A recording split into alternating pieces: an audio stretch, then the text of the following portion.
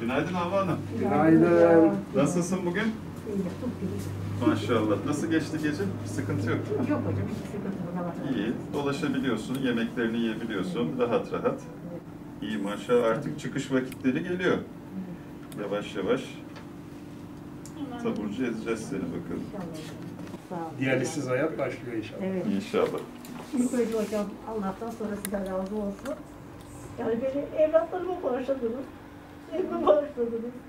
Çok geçmiş Geçmiş olsun. olsun Çok bakalım. geçmiş olsun. Artık sen bütün insanlığa katkı sağlayacaksın inşallah. İnşallah. Çok güzel olacak. Bundan sonra başkaları değil, sen insanlara yardımcı olacaksın. İnşallah. Bunun karşılığı zaten o. İnsanlara yardımcı olmak. Artık yavaş yavaş taburculuk zamanı geliyor. Karnına bakayım. Ağrın sancın yok. Hiçbir şeyim yok. Herhangi bir problemin yok. Annen de gayet iyi. Geçmiş olsun. Teşekkürler. Evet, sana misafir getirdik bu sefer. Evet. Hoş geldin anne. Nasıl buldun anneni? Çok iyi. Gözlere gidiyor.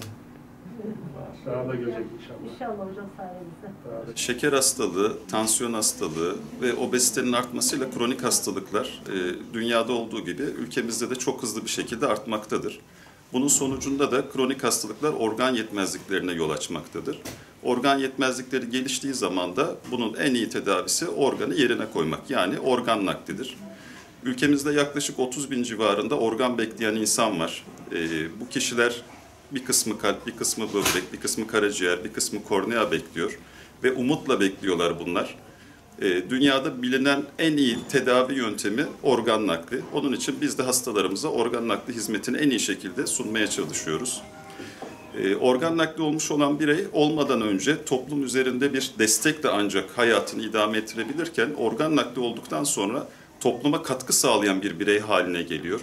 Mesela daha önce nakil olan öğretmen arkadaşlarımız vardı. Onlar öğrencilerine kavuşarak yüzlerce öğrenci yetiştirdiler. Topluma hekim olarak katkı sağlayan birçok nakil olmuş hastalarımız var. Yani toplumdan yardım alan yerine topluma yardım eden insanlar haline geliyor hastalarımız organ naklinden sonra. Onun için organ naklinin önemini bilerek tüm vatandaşlarımızı organlarını bağışlamaya davet ediyoruz. Havva Hanım bize ilk başvurduğunda yaklaşık 7 yıldır böbrek hastasıydı ve diyalize giriyordu. 47 yaşında kendisi. Diyalize girmekten artık çok ciddi sıkıntılar olmaya başlamıştı ve kadavra listesinden kadavra çıkmadığı için ne yazık ki bağışın çok fazla olmaması nedeniyle ülkemizde artık canlı vericili böbrek nakli arayışı başladı ve oğlu Hakan 21 yaşında, ki bu çok gördüğümüz bir şey değildir, oğlunun annesine böbrek vermesi ya da babasına böbrek vermesi, vermeye karar verdiler. Bu ameliyatı burada gerçekleştirdik, başarıyla gerçekleştirdik.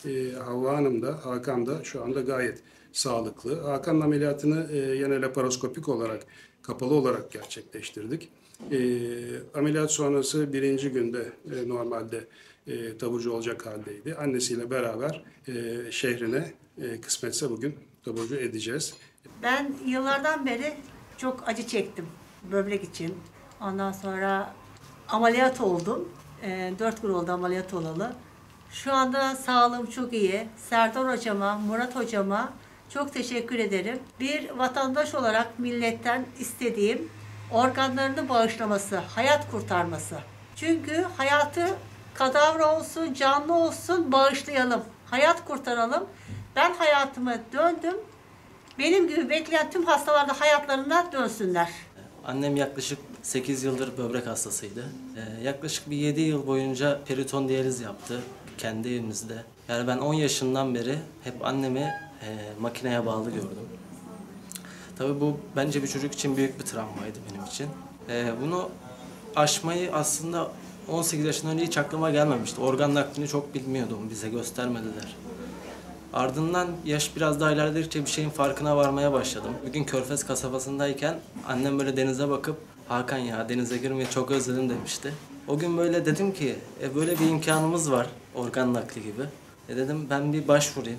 O gece çok düşündüm. Acaba dedim başvursam gençliğimden bir şey çalar mıyım? Diğer gençlerden bir eksiğim kalır mı?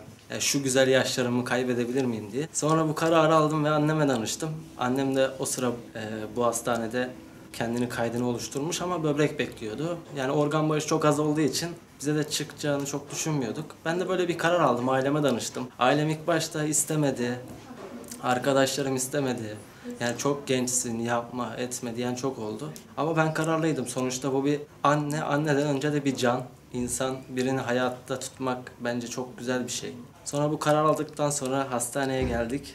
Ve burada koordinatörler vardı gerçekten. Çok iyi yardımcı oldular, çok iyi motive ettiler beni.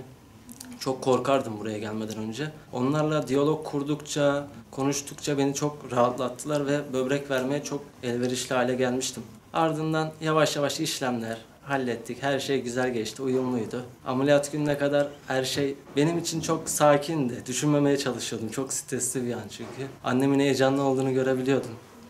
Hep böyle gözleri dolardı. İşte o sen beni yaşatacaksın. Sen işte annene can vereceksin falan. Neyse ameliyata girdik. Her şey çok yolunda geçti. Hemşirelerimiz, doktorlarımız mükemmel. Yani ben bu kadar ilgi görmedim. Yani bu kadar ilgi gördüğüm bir hastane olmamıştı daha önce. Daha önce birkaç ameliyata girdim ama bu kadar çok ilgiye maruz kalmadım. Kendimi çok değerli hissettim. Yaptığım işin doğru olduğunu gördüm. Özellikle Murat Hoca, Serdar Hoca, ameliyatımızda yer alan hocalar. Gerçekten çok iyiler. Her gün yanıma gelip nasılsın oğlum, iyi misin oğlum? Bana bir hasta gibi değildi. Bir böyle kardeş gibi. Onlar abi kardeş diyalogumuz oldu hep. Allah razı olsun. Şu an her şey çok iyi. Ayaklandık. Annem de ayaklandı. Yürüyoruz. İnşallah her şey daha da güzel olacak. Annem eski normal insanların standart yaşadığı hayata dönebilecek. Ben de hayatıma kaldığım yere devam edip inşallah güzel bir birey olacağız. Tek demek istediğim annem olduğu için değil, bence organ nakli hayat kurtarır. Sloganımız en büyük buydu zaten. Organ nakli, organ bağışlayın, insanların hayatını kurtarın. Emin olun çok organ bağışı bekleyen insanlar var. Herkes sizden bağış bekliyor.